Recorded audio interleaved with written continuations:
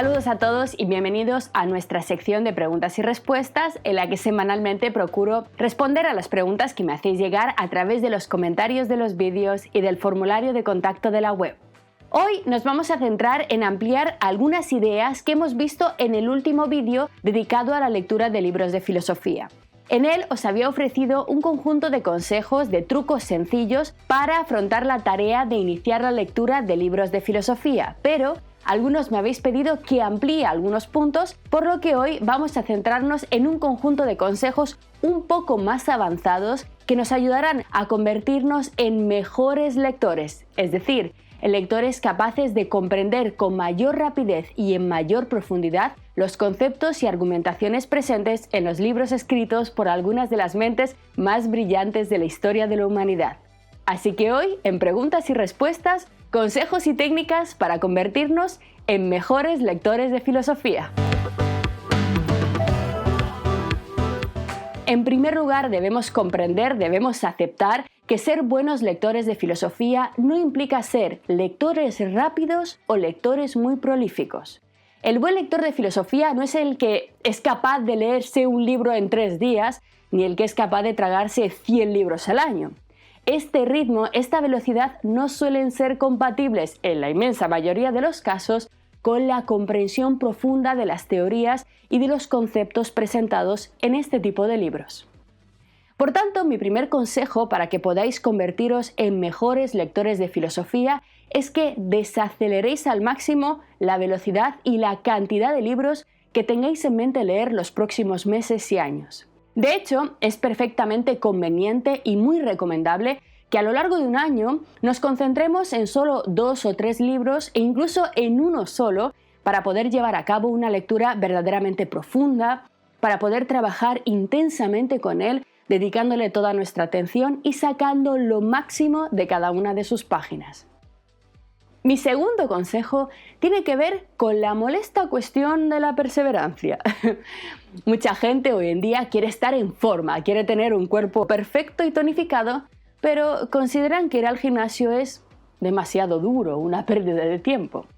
De la misma forma, muchísima gente, muchísimos amantes de la filosofía quieren leer mejor, comprender mejor, profundizar más en los textos filosóficos, pero no tienen la intención de dedicarse a ello el tiempo necesario.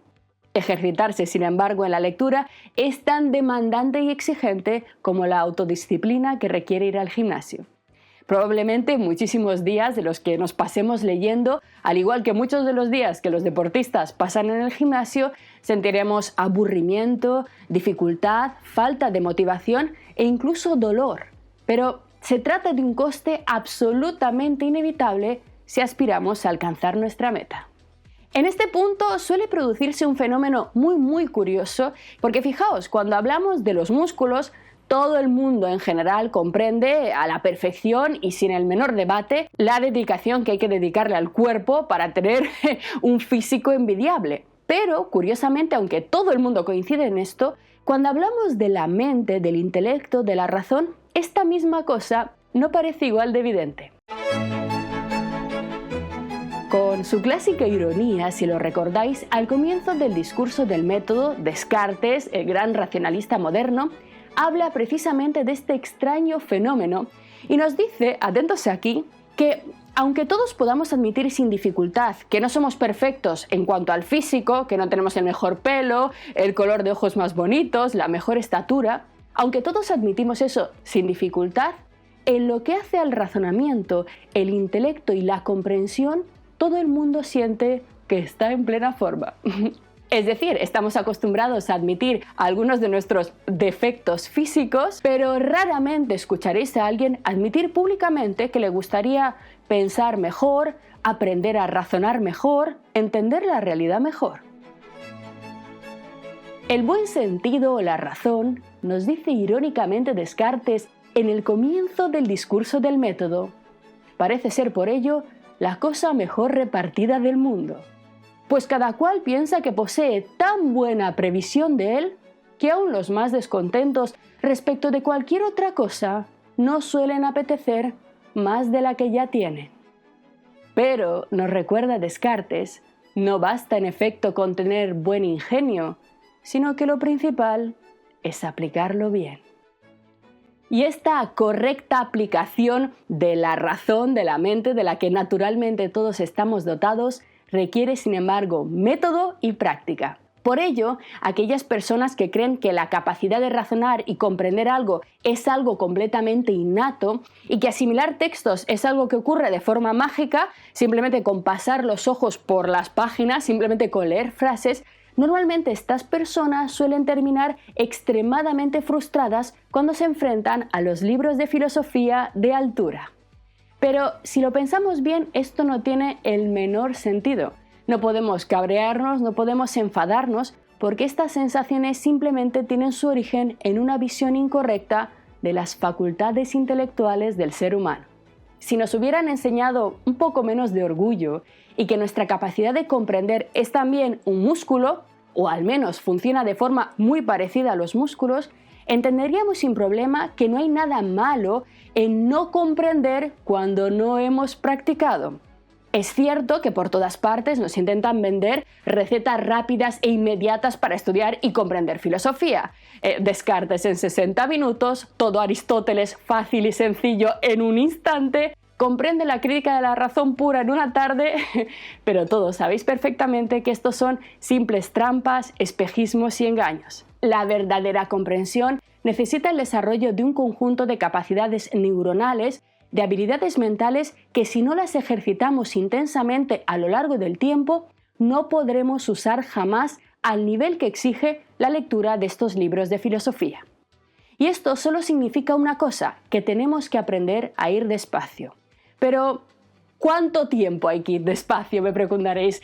¿Cuánto suele durar más o menos este entrenamiento previo para entender con facilidad libros de filosofía?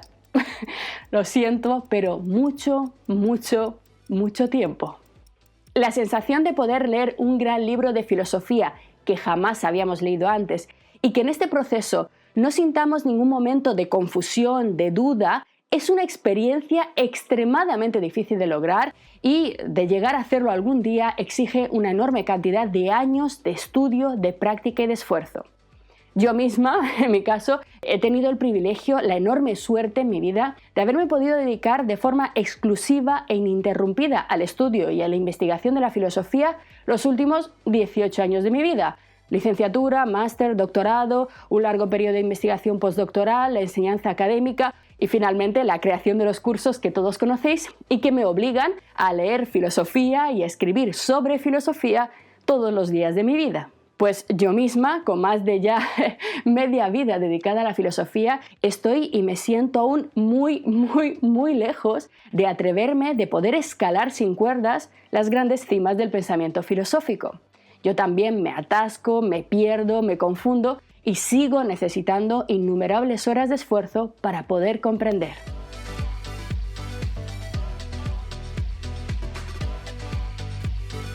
Bien, pero dicho todo esto, toca ahora hablar de algunos consejos más prácticos, más concretos y que os recomiende algunos materiales y algunas técnicas de escalada que os van a facilitar la subida y ayudaros a amortiguar los golpes y a reducir mucho la frustración. Esta vez, por tanto, en este vídeo nos vamos a concentrar en ejemplos prácticos. Bien, pues la primera técnica que os voy a recomendar es que tengáis a mano siempre un cuaderno o un taco de fichas de lectura. Ambas soluciones tienen ventajas y desventajas. Los cuadernos contienen muy bien el caos, son fáciles de almacenar y sabemos que todo está aquí dentro. Pero tienen la desventaja de que si queremos añadir algo más en algún punto anterior, enseguida nos quedaremos sin espacio y empezaremos a hacer cosas muy feas, muy horribles, como en este caso donde me veis subiendo ya las frases por las paredes. Las fichas, por su parte, son más difíciles de mantener ordenadas y exigen que tengamos a mano cajas o anillas para que no se nos pierdan, pero tienen la enorme ventaja de ser muy flexibles y muy ampliables y podemos cambiarlas de posición y añadir más información sin problemas. Como hemos visto en nuestras clases y vídeos anteriores, los textos filosóficos, a diferencia de otras formas de expresión literaria, están escritos generalmente bajo un esquema arquitectónico interno muy definido y muy claro. Todos los libros de filosofía, o al menos la inmensa mayoría de ellos, están estructurados en forma de argumentos. Es decir, siguen un modelo de concatenación lógica y ordenada de ideas cosa que representa para los lectores de filosofía una enorme ventaja para la comprensión. Así que, dado que la inmensa mayoría de libros filosóficos, hay excepciones por supuesto, pero la gran mayoría, esconden una estructura argumentativa, a la hora de leer lo que tendremos que hacer es centrarnos en primer lugar en distinguir las partes de esta estructura. Vamos a ver un ejemplo porque será mucho más sencillo entenderlo. Aquí tenemos mi ejemplar de la investigación sobre el conocimiento humano, uno de los libros en los que he estado trabajando los últimos meses para el nuevo curso sobre David Hume, que si no está ya, en unos pocos días encontraréis disponible en la web. Os preguntaréis qué le ha pasado a este pobre libro. Está así de feo, lleno de cicatrices, porque suelo forrar los libros que voy a usar mucho, porque la calidad que tienen las ediciones de hoy en día es bastante lamentable y me ha pasado ya en más de una ocasión que se me han desarmado enteros, se han despegado, se han roto, por lo que hago lo que puedo para mantenerlos de una pieza. Bien, pues vayamos a la sección 2 de la investigación sobre el conocimiento humano, dedicada a estudiar el origen de las ideas. Lo primero que llama la atención al pasar las páginas es que estoy empleando varios colores diferentes, algo chillones, colores que en sí mismos, sin embargo, no tienen un significado específico. Simplemente los elijo contrastados porque cada uno de ellos designa un grupo de premisas, un grupo de razonamientos claramente diferenciados entre sí. También podéis observar cómo hay varios lugares del texto donde encontramos claramente líneas horizontales. Estas líneas vienen a indicar el final de un argumento mucho más grande y el comienzo de otro. Con estas dos técnicas conseguiremos evidenciar la estructura básica de los capítulos. Las partes principales se separarán por líneas y dentro de cada argumento distinguiremos los conjuntos de premisas relacionados entre sí con colores chillones. En el caso de un tratado como este de Hume, la estructura es relativamente sencilla de ver, pero si vamos a libros más complejos en su redacción, en su estilo, como por ejemplo los diálogos platónicos, nos resultará bastante más complicado tener claro exactamente dónde empieza un argumento y dónde acaba otro. Aquí tenemos mi ejemplar del Teteto, el diálogo de Platón dedicado al conocimiento, y podéis ver claramente cómo aparece este mismo esquema de líneas horizontales y de colores que delimitan las ideas relacionadas entre sí. Una vez más, estos colores no tienen un sentido particular, simplemente me ayudan a distinguir de un vistazo los cambios, los giros argumentativos en la exposición o el cambio de personaje.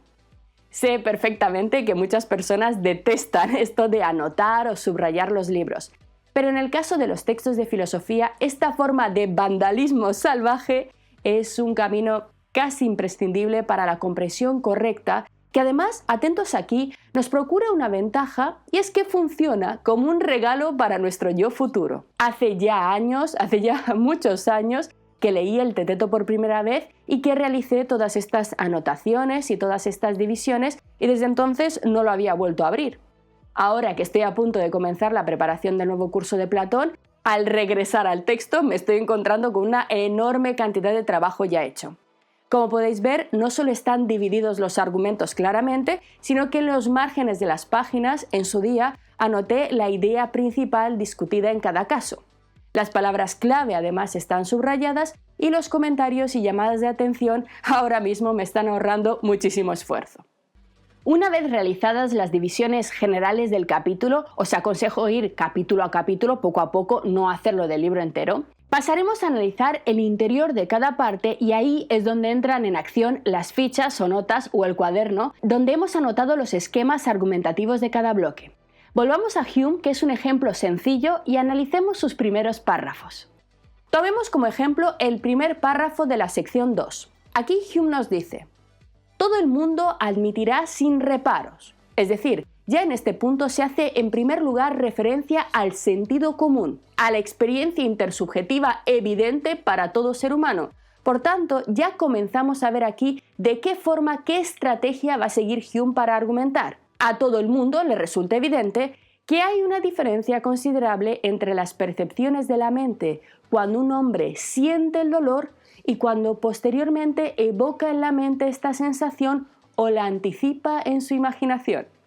Podemos ver, por tanto, claramente aquí la existencia de una dicotomía en la argumentación en la que se separan claramente los actos mentales entre aquellos en los que se da un sentimiento directo y aquellos que consisten en un recuerdo o en una proyección. Nuestro primer esquema, por tanto, aparece por sí solo. Hume emplea la estrategia de la experiencia vital cotidiana para constatar una dualidad en lo que hace a nuestros contenidos mentales. En el segundo párrafo, que aparece a continuación, destacado en otro color e indicado con el número 2, porque aquí aparece una idea completamente diferente, en él se nos va a justificar la razón sobre la que sostiene esta diferencia y que no es otra, según Hume, que la vivacidad. Bien, no vamos a entrar en Hume, para eso tenemos nuestro curso, pero simplemente quería haceros ver cómo extraemos poco a poco las ideas.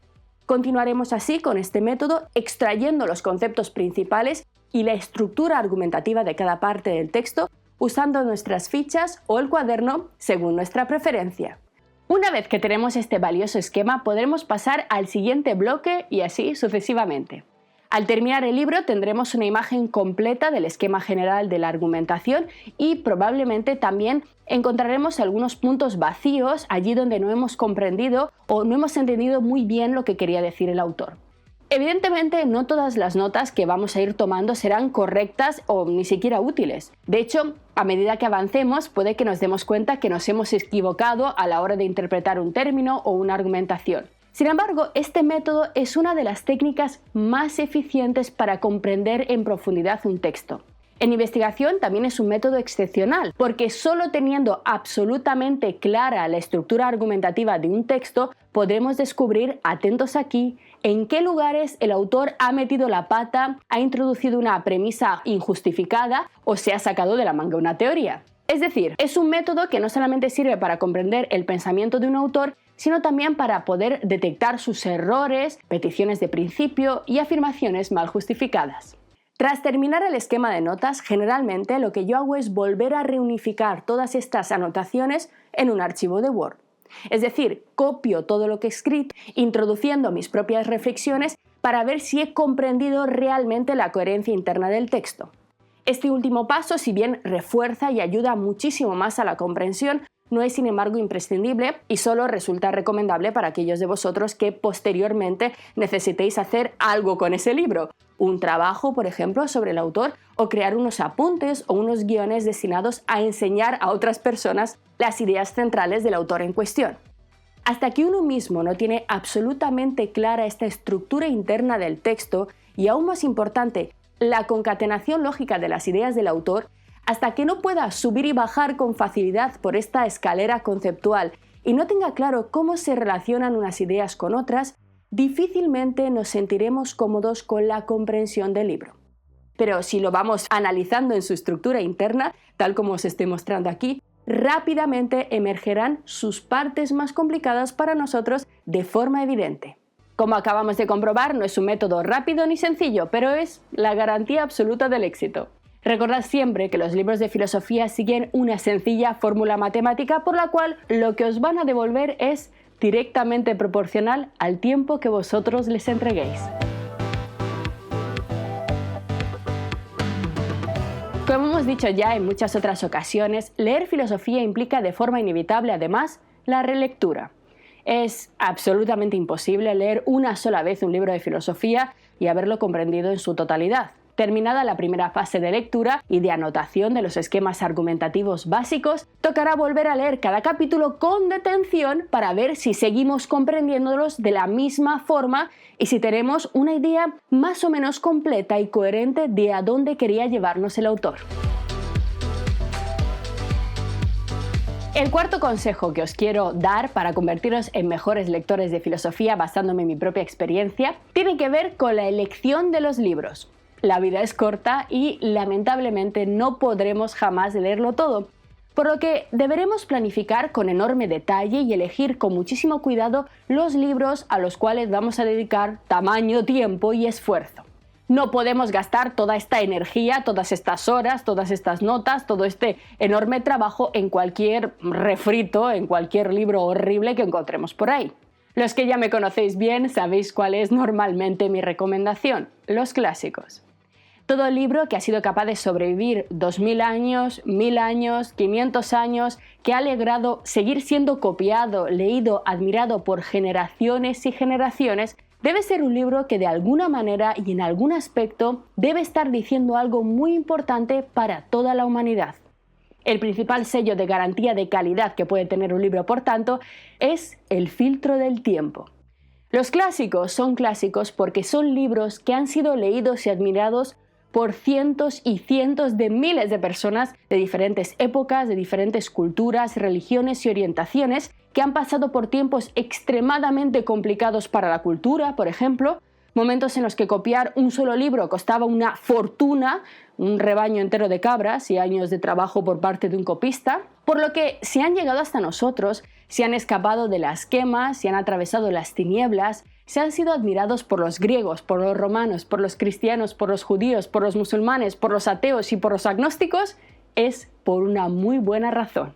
Bien, pero ¿qué libros concretamente deberíamos elegir? Porque hablar así de los clásicos tampoco es delimitar mucho el asunto.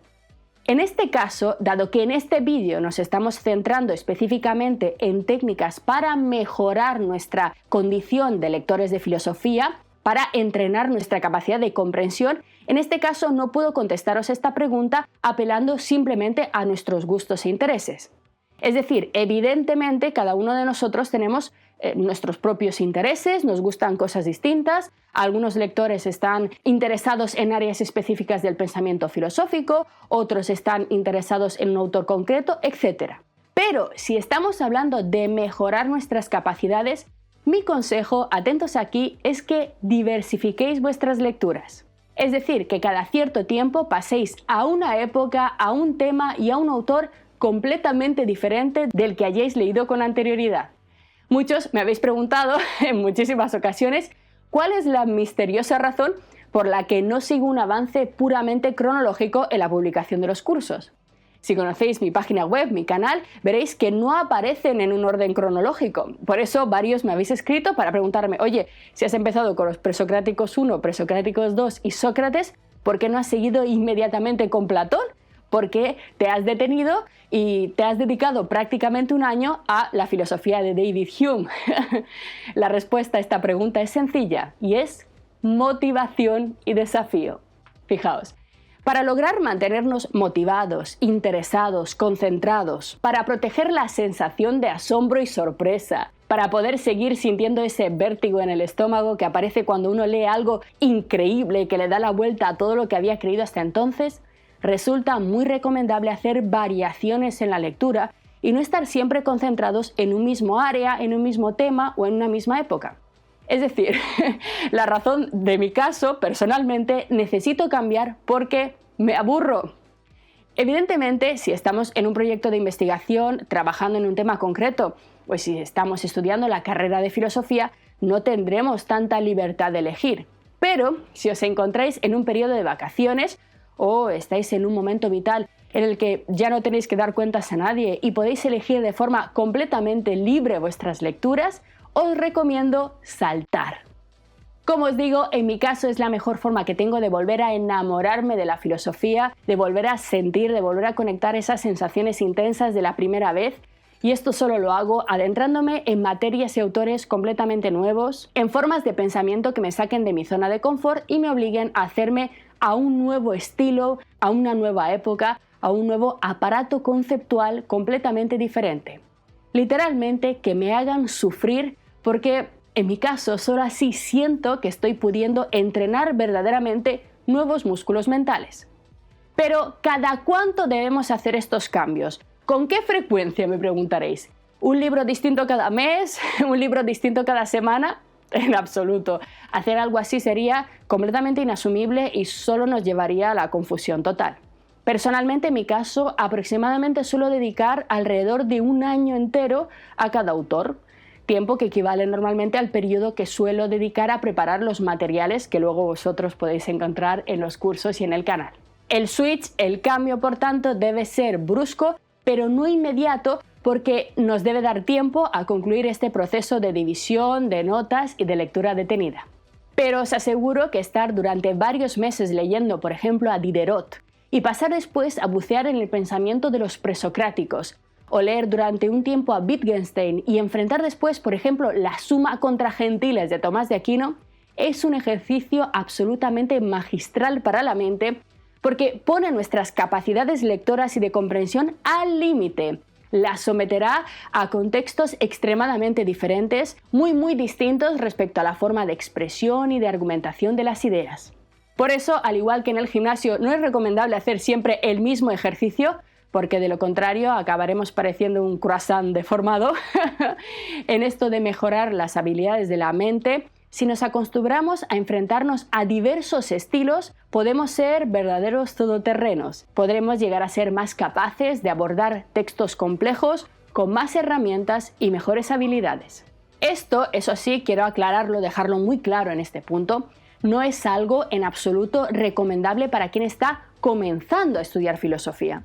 Estos son consejos que están dirigidos a quienes ya llevan un tiempo dentro de la secta y que ya están familiarizados con leer libros originales y quieren mejorar aún más sus habilidades. Si estáis simplemente empezando, os recomiendo que echéis un vistazo a los vídeos que hemos dedicado a ofrecer consejos interesantes para los principiantes.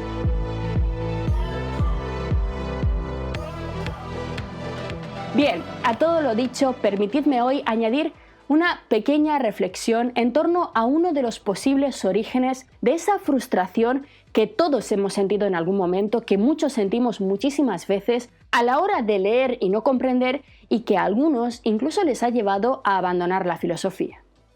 Los seres humanos somos seres sociales, que querámoslo o no, no podemos evitar compararnos con los demás. En la comunidad de individuos que nos rodean, aprendemos los usos y costumbres admiradas y denostadas en nuestra sociedad. Sin embargo, parte del origen de esta frustración respecto de nuestras propias capacidades intelectuales y del hecho de que nos enfade no comprender, surge, atentos aquí, de la lamentable comparación con un espejismo. ¿Con qué? Con la imagen falsa, completamente irreal, que todos tenemos en nuestra mente del intelectual. Estoy segura de que todos estamos ya hartos de ver cotidianamente en la tele, en las revistas, en los periódicos, en la prensa, en la universidad, a un tipo muy concreto de personaje que suele aparecer generalmente subtitulado como filósofo o intelectual y que viene a representar en todas sus intervenciones, generalmente con filtros en blanco y negro, gafas y mirada perdida, la figura de un lector feroz, de un genio que devora libros día y noche, que tiene una comprensión profunda y absoluta de todo lo que pasa por sus ojos y que presume, con 20 y pocos años, de haberse leído ya toda la historia de la filosofía y de haberla comprendido. Personajes que pretenden estar ya tan de vuelta de todo, en posesión ya de todas las claves del pensamiento y que son tan sabios, tan eruditos y tan cultos que se atreven ya a escribir y a teorizar sobre las grandes cuestiones de la humanidad. Ante esta imagen es normal, esta imagen que os digo, que los medios de comunicación aupan, enfatizan, recrean, porque representa un ideal social, un personaje costumbrista. Ante esta imagen, la mayoría de nosotros, al contemplarla, al verles en estos palacios de marfil, en estas cátedras del saber, uno contempla a esta gente y piensa, yo soy una caca, debo ser completamente estúpido. Yo tengo 40 años casi y no soy capaz de comprender ni 2 páginas de las categorías de Aristóteles. Y fulanito de tal, con 20 años, ha publicado ya 6 libros, da 9 conferencias a la semana y sale a la tele cada 2 minutos. Insisto, cualquier persona normal ve esto, se compara y dice, es que yo a su lado soy tremendamente estúpido. Lo sé perfectamente, sé lo que se siente, porque los efectos de esta ilusión óptica son algo que yo también he vivido, he sentido, he presenciado, he padecido intensamente, sobre todo en mis años de universidad. Siempre aparece alguien, un personaje de turno, que además sospechosamente suele tener muy buenos contactos familiares, sociales, bastante dinero, al que se le suele alabar como un genio y que generalmente suele ir acompañado del disfraz, como os decía, reglamentario de genio, ¿no? Ropa negra, una persona atormentada, mirada perdida, pelo despeinado, algo de barba, quizá aparece fumando, ahora ya no se lleva tanto eso, pero sobre todo rodeado por montañas y montañas de libros tirados por todas partes, seguro que lo habéis visto, y que esas montañas de libros supuestamente las ha leído, y además tiene un conocimiento preclaro de todo aquello sobre lo que habla y sobre lo que pontifica. Pues bien, os aseguro que el 99,9% de los casos todo esto es postureo, fantasía, humo, mentira. en la mayoría de las veces nada de eso es real. No han leído tanto, ni comprenden tanto como pretenden, por una sencilla razón, por una limitación física: el tiempo. A nadie le da tiempo a tanto porque o no duerme por las noches o es imposible que tenga una imagen completa de todo el pensar humano, a no ser que haya desarrollado la capacidad de leer y de aprender, como este famoso niño que estudia captando el saber, pasando las páginas y echándose el contenido como si fuera agua. Bromas aparte, simplemente quiero insistir en esto porque nuestra sociedad ha creado muchísimas imágenes extremadamente tóxicas de muchos ámbitos de la realidad, pero el ámbito de los intelectuales también ha construido este tipo de espantajos, de quimeras irreales que por alguna razón todos nos acabamos creyendo. Los genios no existen. Son simplemente una creación de la literatura romántica del XIX, y os lo digo yo, que de adolescente me clasificaron como persona con altas capacidades, que he conseguido todos los premios, todas las becas más importantes del currículum académico español, que he publicado libros, que he dado clases en la universidad, que me he hinchado a dar conferencias en todos estos sitios supuestamente exclusivos para la espuma de la intelectualidad, y que soy en verdad tonta de remate y que no entiendo la mayor parte de las cosas y que todo me cuesta muchísimo.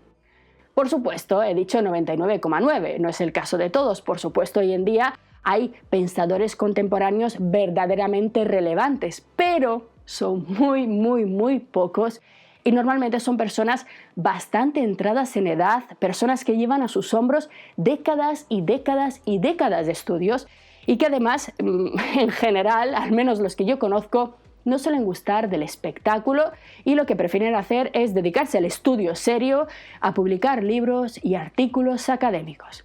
Así que, por favor, no os comparéis con este ideal vacío. Evidentemente, si uno entiende que no puede comprender lo mismo que una persona que lleva 30 o 40 años estudiando filosofía y que la filosofía es un camino difícil, todas estas malas sensaciones desaparecerán. Por tanto, aunque sea tentadora, os aconsejo que no os creáis la falsa imagen del intelectual, porque en la mayoría de las veces solamente estáis ante una versión en miniatura del cuento del rey desnudo. Los buenos lectores de filosofía son aquellos que comprenden lo que leen, y para comprender es necesario tiempo, entrenamiento y ganas de aventura. Atreveos, por tanto, a exponeros al peligro y a transitar rutas poco frecuentadas. Atreveos a leer los libros que nadie lee. Atreveos a estar dispuestos a no comprender, a sentiros profundamente idiotas y atreveros de nuevo a leer lo que os da miedo y, ante todo, no os comparéis con nadie. El viaje, así contemplado, será apasionante y cada día os veréis crecer en la comprensión y en el disfrute de la filosofía.